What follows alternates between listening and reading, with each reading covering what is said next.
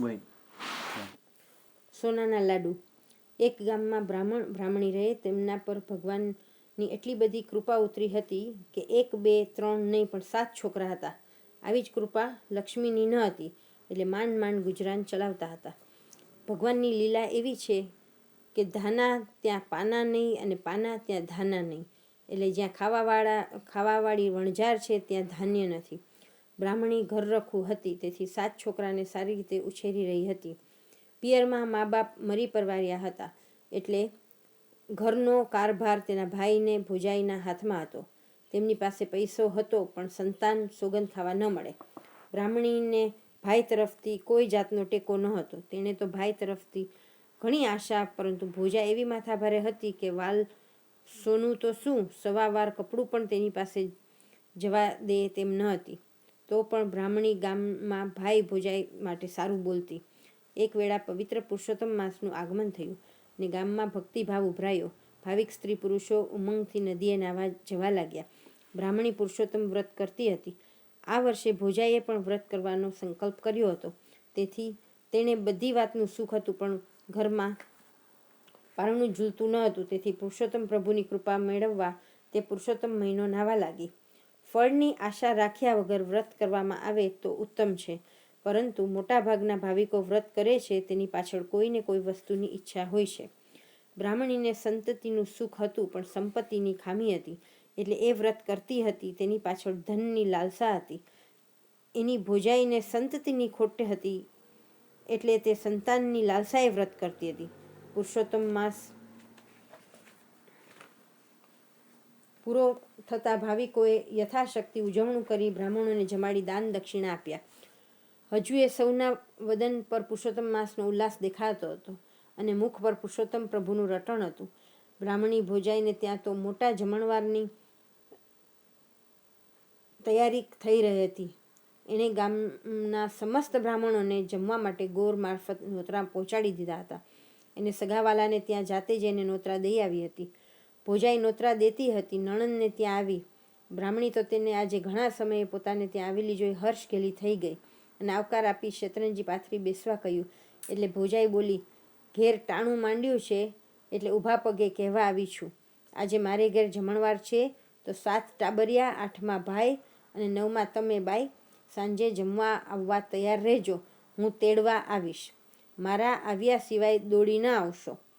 ભોજાઈ તો આટલું કહી લટક મટક કરતી ચાલતી ગઈ, પણ બ્રાહ્મણીનું મોઢું ઉતરી ગયું હતું. ભોજાઈએ આપેલ નોતરામાં તોછડાઈ હતી. તેમાંય તે તેડવા આવે ત્યારે જ જમવા જવાનું હતું. તેણે મનમાં વિચાર્યું કે ઘરમાં બેસીને સૂકો રોટલો ખાવો, પણ શ્રીમંત ભોજાઈને ત્યાં મિષ્ટાન જમવા નથી જવું. પરંતુ તેની ભોજાઈ જમવાનું નોતરું દેવા આવી ત્યારે બાળકો ઊભેલા હતા, એટલે તેઓ જમવા માટે તલ પાપડ થઈ ગયા હતા. એ તો મામીને ત્યાં જમણવાર હતો, પણ ભાણાઓ ખુશ કેમ ન હોય. તે તો સાંજે જમવાનું છે જાણી કૂદાકૂદ કરવા લાગ્યા. મજા પડશે ને મામાને ઘેર લાડુ ખાવાની મજા પડશે. તોફાને ચડેલા બાળકોને શાંત કરવા બ્રાહ્મણીએ રસોડામાં જઈ તેઓને જમવા બોલાવ્યા. તો બધા બોલી ઉઠ્યા, અમે તો સાંજે મામાને ઘેર લાડવા ખાઈશું, અત્યારે ખાવું નથી. ભૂખ્યા રહીશું તો વધારે લાડવા ખવાશે. બાળહઠ આગળ માં લાચાર થઈ ગઈ. તે રસોડું આટોપવા બેઠી અને છોકરાઓ રમવા ચાલ્યા ગયા. આમ ને આમ સાંજના 5 વાગ્યા ને ગામના બ્રાહ્મણો રંગબેરંગી પિતાંબર પહેરીને ટોળે મળીને જમવા જવા નીકળી પડ્યા. બ્રાહ્મણીઓ પણ રંગબેરંગી સાડીઓ પહેરી બાળકોને સુંદર કપડાં પહેરાવી સહિયરો સાથે વાતો કરતી જમવા જઈ રહી હતી. બધાયના મુખ પર ઉલ્લાસ હતો. આ બધું જોઈ બ્રાહ્મણીના છોકરાઓ પણ જમવા જવા ઉતાવળા થઈ રહ્યા હતા. બ્રાહ્મણી તેમને દિલાસો આપી કહેતી હતી, એ બધા પારકા કહેવાય એટલે તેમને પહેલાં જમાડવા પડે, જ્યારે આપણે તો ઘરના કહેવાય, આપણે તો સૌથી છેલ્લા જમવાનું હોય. હમણાં મામા ને મામી તેડવા આવશે એટલે આપણે જમવા જઈશું. પણ શ્રીમંતોને ગરીબોની ક્યાં પડી હોય છે. શ્રીમંત ભોજાઈ નોતરું દઈ ગઈ હતી અને સાંજે જાતે તેડી જવાનું કહી ગઈ હતી, પરંતુ બધા જમીને પાછા ફરવા માંડ્યા તો એ તેડવા ન આવ્યું. તેથી તેણે આશા મૂકી દીધી. ભોજાઈ કદાચ તેડવા આવે તો તે બાળકોને જ જમવા મોકલવાની હતી, પણ ગરીબ ભાણાઓના ભાગ્યમાં શ્રીમંત મામાના ઘરના મિષ્ટાન ખાવાનું નહીં લખ્યું હોય. તેથી રાત પડી ગઈ તોય કોઈ તેડવા ન આવ્યું. સવારના ભૂખ્યા બાળકો મિષ્ટાનનું રટણ કરતાં કરતાં થાકીને અંતે સૂઈ ગયા. પણ બાળકો ઉઠશે ત્યારે જમવાની વાત સંભાળશે એ બીકે બ્રાહ્મણીએ ભાઈના ઘર આગળ થયેલા જમણવારના એઠા પતરાળા લઈ આવવા વિચાર્યું. એ તો અંધારી રાતના લપાતી છુપાતી ભાઈના ઘર આગળ ગઈ. ત્યાં મોટો ઝુમ્મર ઝળહળી રહ્યો હતો. તેના પ્રકાશમાં તેણે એક ખૂણામાં એઠા પતરાળાનો ઢગલો જોયો. તે ઊભી ઊભી વિચારવા લાગી અને પ્રભુને રટવા લાગી. હે પુરુષોત્તમ પ્રભુ, ભોળાના ભગવાન, તે આખરે મારા બાળકોને ભૂખ્યા જ સુવાડ્યા ને. તારા રાજ્યમાં કોઈ ભૂખ્યું સૂઈ રહેતું નથી, તો મારા બાલુડાએ તારો શો અપરાધ કર્યો છે? આજે તેઓ ટળવળીને ભૂખ્યા પેટે સૂઈ ગયા. પ્રભુ, ક્યાં સુધી અમને આમ રીબાવીશ? તો તારા રાજ્યમાં અંધેર નથી? માટે લાગે છે કે જે કંઈ થઈ રહ્યું છે એ અમારા ભલા માટે જ થઈ રહ્યું છે. આમ મનમાં વિચારતી બ્રાહ્મણીએ થોડાક પતરાળા એક લુગડામાં બાંધી દીધા અને તે લપાતી છુપાતી ઘેર આવી. ભાઈને ત્યાં બધા ધમાલમાં પડ્યા હતા, તેથી કોઈની નજર તેના પર પડી ન હતી. ઘેર આવીને બ્રાહ્મણીએ બધા પતરાળા છૂટા મૂક્યા ને તેમાં એઠા વધેલા લાડવા તથા ભૂકો જુદા કાઢીને તેમાંથી સફાઈદાર લાડવા વાળી દીધા. તાજા જ લાડવા વાળ્યા હોય તેવા લાગતા હતા. પછી તેણે પતરાળાનો ઢગલો એક ખૂણામાં કરી રાખ્યો. સવાર પડતા પહેલાં બ્રાહ્મણી ઉઠીને દીવો પેટાવી પેલા પતરાળા ઉકરડે નાખી આવવાનો વિચાર કરી પતરાળાના ઢગલા આગળ આવી અને ત્યાંનો દેખાવ જોઈ આશ્ચર્યમાં પડી ગઈ. એવો ચમત્કાર બન્યો હતો કે રાતના તેણે ખૂણામાં જે ખાખરના પતરાળા મૂક્યા હતા તે દિવસના પ્રકાશમાં સોનાના દેખાતા હતા. તે સોનાની જેમ ઝળહળી રહ્યા હતા. આ તો ન માન્યામાં આવે એવી વાત હતી. આથી બ્રાહ્મણીએ તેના પતિને ઉઠાડીને કહ્યું, નાથ, કંઈ ચમત્કાર બતાવું? રાતના મેં ખાખરાના પતરાળા ખૂણામાં મૂક્યા હતા તે અત્યારે સોનાના દેખાઈ રહ્યા છે, માટે તમે જુઓ. બ્રાહ્મણ તો મનમાં તરંગો કરતો ખૂણા આગળ આવ્યો તો ત્યાં સાચે જ સોનાના પતરાળા પડ્યા હતા. તે તો હરખમાં આવીને કહેવા લાગ્યો, પુરુષોત્તમ ભગવાન જરૂર આપણા ઉપર પ્રસન્ન થયા લાગે છે. આપણે ભાવથી પુરુષોત્તમ વ્રત કરીએ છીએ તેનું આ ફળ છે. ખરેખર ભાવભરી ભક્તિ ફળ્યા વગર રહેતી નથી. ભગવાન આપે છે ત્યારે પાછું ફરીને જોતો નથી અને તે ક્યારે, ક્યાં અને શું આપશે તેની પણ કોઈને ખબર પડતી નથી. વાહ પ્રભુ, તારી લીલાનો પણ કોઈ પાર નથી. બ્રાહ્મણી બોલી, નાથ, ભગવાને પતરાળા સોનાના બનાવ્યા, પરંતુ અસલમાં તો તે મારા ભાઈના છે, એટલે એના પર આપણો અધિકાર નથી. વળી એ મારા પિયરની વસ્તુ છે, એટલે તમારાથી લેવાય નહીં. માટે હું તો મારા ભાઈને તેની વસ્તુ સોંપી દઉં છું. પછી એ કપડાં તરીકે મને આપે તો ઠીક છે, ન આપે તો કાંઈ નહીં. બ્રાહ્મણ પણ સાફ દાનતનો હતો, એટલે તેણે તેમ કરવા કહ્યું. બ્રાહ્મણી દોડીને ભાઈને ઘેર ગઈ. ભાઈ નાહવાની તૈયારી કરતો હતો. તે વિચારવા લાગ્યો કે અત્યારે બેન કેમ આવી હશે. ત્યાં તો બેન બોલી, વીરા, હમણાં ને હમણાં મારે ઘેર ચાલો, તમને કંઈક બતાવું. ભાઈ જવાબ આપે તે પહેલાં જ ભોજાઈ આવી પહોંચી ને નણંદને આવેલી જોઈ તેની આંખો ચાર થઈ ગઈ. તે સમજી કે અત્યારે નણંદ વધેલી મીઠાઈ લેવા આવી છે અને તે માટે તેના ભાઈના કાન ભંભેરી રહી છે. આથી તે મોઢું ચડાવીને બોલી, નણંદબા, જે કહવું હોય તે મને કહો. ઘરની વાતમાં તમારા ભાઈને શું ખબર પડે? હજુ સાંજે તો બધા માલપાણી ઉડાવી ગયા છો. શું આજે પણ વધ્યું ઘટ્યું જમવા વિચાર છે? જમવા આવવું હોય તો મેં ક્યાં રસોડે તાળું માર્યું છે? તમારા ભાઈનું જ ઘર છે, આવીને બધા જમી જાઓ. બ્રાહ્મણી તો આ સાવ બનાવટી વાત સાંભળી ડઘાઈ ગઈ. તેની આંખમાં આંસુ આવી ગયા. જૂઠાને તે શી રીતે પહોંચાય? સાંજે તેના ઘરનું કોઈ જમવા આવ્યું ન હતું, છતાં ભોજાએ જમી ગયા છો એવું ખોટું કહ્યું હતું. ભોજાએ તો બળબડાટ કરતી રસોડામાં ગઈ. એટલે બ્રાહ્મણીએ ભાઈને કહ્યું, ભાઈ, મારે ઘેર ચાલો, તમારા લાભની વાત છે. ભાઈ કહે, બેન, કાલે તમે બધા જમી ગયા તો રસોઈ કેવી બની હતી? કહે છે કે બટાકાનું શાક તો એવું સ્વાદિષ્ટ બન્યું હતું કે લોકો આંગળા ચાટી ખાતા હતા. બેન કહે, ભાઈ, મારી ભોજાએ જે કંઈ કહ્યું તે ખોટું છે. અમને કોઈ તેડવા આવ્યું નહીં, એટલે અમે જમવા આવ્યા ન હતા. છોકરાઓ બિચારા ભૂખ્યા પેટે સૂઈ ગયા. મને થયું કે સવારે છોકરાઓ લાડુ ખાવા માંગશે તો શું આપીશ. એથી હું તમારે ત્યાં જમણવારના જે એઠા પતરાળાનો ઢગલો પડેલો હતો તેમાંથી થોડાક પતરાળા ઘેર લઈ ગઈ અને તેમાંથી લાડુનો કટકા તથા ભૂકો જુદો કાઢીને તેમાંથી લાડવા વાળીને રાખી દીધા, જેથી સવારે તમારા ભાણેજિયાઓને ખાવા આપી શકાય. મામાના ઘરના લાડવા છે. પછી એ બધા પતરાળા ઉકરડે નાખવા રાખી મૂક્યા.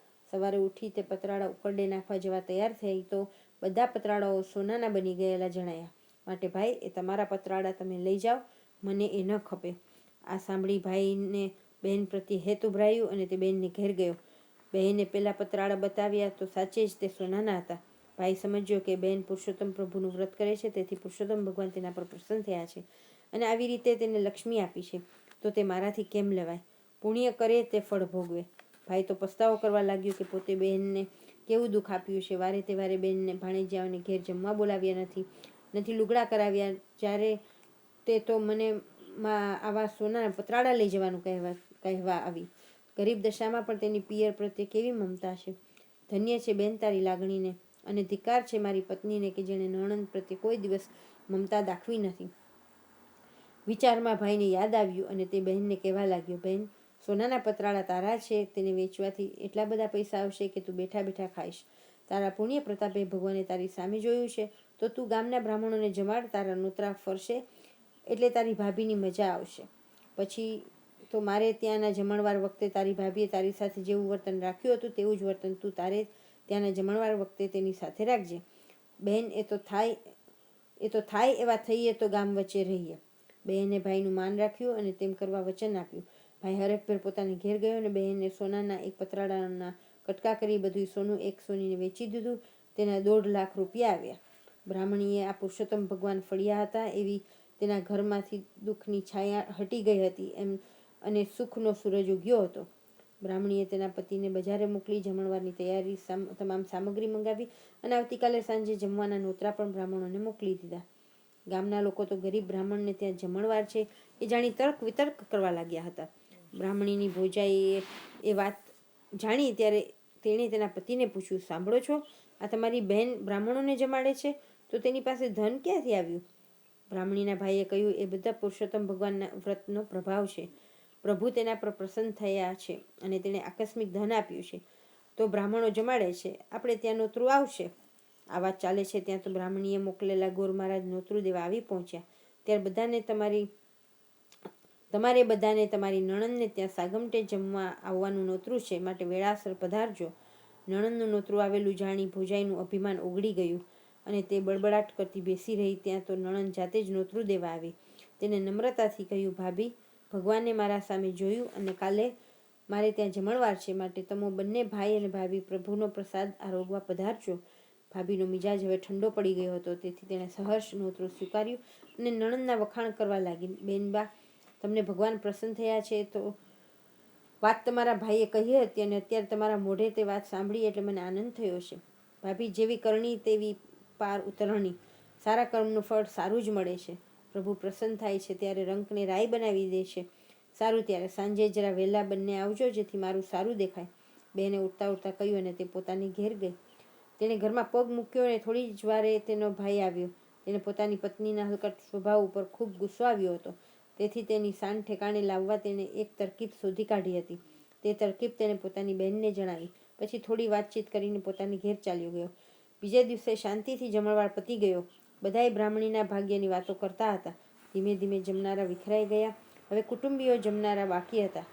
બહેને ભાઈ અને ભોજાઈને જમવા બેસાડી દીધા અને બહેનના છોકરા ભાણિયાઓ પીરસવા લાગ્યા. 20 જણ જમવા બેઠા હતા ત્યારે પીરસનારા એક પછી એક ઝડપથી પીરસતા જતા હતા. હવે લાડુ નીકળે એટલી વાર હતી. ત્યાં તો એક ભાણિયો લાડુ પીરસવા નીકળ્યો. તેણે બધાના પતરાળામાં ઘીથી લશપથતા લાડુ પીરસ્યા. ફક્ત મામીની પતરાળી બાકી રાખી હતી. તુરત જ તે એક થાળીમાં સોનાનો લાડુ લઈ આવ્યો અને તે મામીની પતરાળીમાં પીરસ્યા. મામીએ હાથમાં લઈને લાડુ તપાસ્યા તો તે સોનાના હતા. તે તો વિચારમાં જ પડી ગઈ કે સોનું ને વળી ખવાતું હશે. ત્યાં તો નણંદના ભાણિયા બોલી ઉઠ્યા, બધુંય આવી ગયું છે, હવે બધા જમવા માંડો. બ્રાહ્મણીની ભોજાઈ બોલી, ભાણાભાઈ, તમારે મને ભૂખી રાખવી છે કે શું? આ સોનાના લાડુ તો મારે શી રીતે ખાવા? આવી તે મશ્કરી હોય? જ્યારે ભોજાઈને ઘેર જમણવાર હતો ત્યારે તે નણંદને ત્યાં જમવાનું નોતરું દેવા ગઈ ત્યારે છોકરાઓને ટાબરિયા કહ્યા હતા. આજે એ જ છોકરાઓને તેણે માનથી ભાણાભાઈ કહીને બોલાવ્યા અને નરમાશથી વાત કરી હતી. નણંદના ભાણાઓ સમજી ગયા કે બધું ધનને માન છે. આજ દિન સુધી મામીને મન અમારી કોઈ કિંમત નથી અને અમને ટાબરિયા કહીને બોલાવતા હતા. ખરેખર ધનનો પ્રતાપ જ એવો છે. નાણાં વગરનો નાથ્યો ને નાણે નાથા લાલ. તે કહેવત ખોટી તો નથી જ. હજુ એ મામી સોનાના લાડવાને જોઈ રહી હતી. તેથી ભાણાએ કહ્યું, મામી, તમે શ્રીમંત રહ્યા એટલે જ તમને સોનાના લાડુ પીરસ્યા છે, માટે ઉમંગથી જમો. નણંદ નજીકમાં ઊભી હતી. તે આ બધું જોયા કરતી હતી. ભાઈ અને ભોજાઈએ થોડે દૂર જમવા બેઠા હતા. ભાઈએ ભાણાઓને શીખડાવ્યું હતું તે મુજબથી તેની મામીને કહ્યું હતું. આથી તે મનમાં હરખાતો હતો. આખરે તેણે પત્નીને કહ્યું, તારા ભાણામાં તો સોનાના લાડુ પીરસ્યા છે, પણ તે તો તારી નણંદને અને એના ભાણિયાઓને છતે નોતરે ભૂખ્યા રાખ્યા હતા, અને બિચારીને રાતના એઠા પતરાળામાંથી એંઠ શોધી તેના લાડવા બનાવી છોકરાઓને ખવડાવવા પડ્યા હતા. તું અને હું તો બહેન ભાણેજ્યાને કંઈ ના આપી શક્યા. 2 હાથવાળા આપીને શું આપવાના હતા? 1000 હાથવાળો આપે છે ત્યારે પાછું વળીને જોતો નથી. બહેનની હૃદયની ભક્તિના પ્રતાપે પુરુષોત્તમ ભગવાને પ્રસન્ન થઈને પતરાળા સોનાના બનાવી બહેનની ભીડ ભાંગી. તું તારે ખાવા માંડ, આ તો તને સોનાના લાડુ પીરસ્યા છે. આ સાંભળી ભોજાઈ ઉઠીને નણંદને ભેટી પડી અને માફી માગી કહેવા લાગી, બેનબા, થવાનું હતું તે થઈ ગયું, ગઈ ગુજરી ભૂલી જાઓ. મારાથી તમને માઠું લાગ્યું હોય તો ક્ષમા માગું છું. બ્રાહ્મણીએ કહ્યું, ભાભી, ભગવાન જે કરે છે તે સારા માટે જ કરે છે. તમારે ઘેર હું જમવા ન આવી તે સારું જ કર્યું. તો જ મને એઠા પતરાળા લાવવાનું સૂઝ્યું અને તે પતરાળાએ જ મારા ઘરમાં સોનું વરસાવ્યું. આમ કહી બ્રાહ્મણીએ ભાભીને જમવા બેસાડી અને તેણે પાસે બેસીને ભાભીને ઘીથી લચપતરા લાડુ ખવડાવ્યા અને પોતે પણ તેની સાથે ખાધું. આથી તેના ભાઈને આનંદ થયો અને ત્યારથી બધા હળીમળીને રહેવા લાગ્યા. ભાવ થકી ભક્તિ કરે જે ભાવિક નર નાર, નિશ્ચય તેને માનજો ભવસાગર તરનાર. પુરુષોત્તમને પૂજતા સફળ થાય અવતાર, રિદ્ધિ સિદ્ધિ પામતા સુખી બને સંસાર. પ્રભુ ભક્તિનો મહિમા અપાર છે. પુરુષોત્તમ ભગવાન તેના ભક્તો પર પ્રસન્ન થયા વગર રહેતા નથી, પરંતુ હૃદયની ભક્તિ હોવી જોઈએ. ભક્તિનો આડંબર ન હોવો જોઈએ. જેવી રીતે ભગવાન બ્રાહ્મણીને ફળ્યા, તેવી રીતે પુરુષોત્તમ ભગવાનનું વ્રત કરનારને અને કથા વાર્તા વાંચનાર સાંભળનારને જરૂર ફળે છે. જય પુરુષોત્તમ ભગવાન.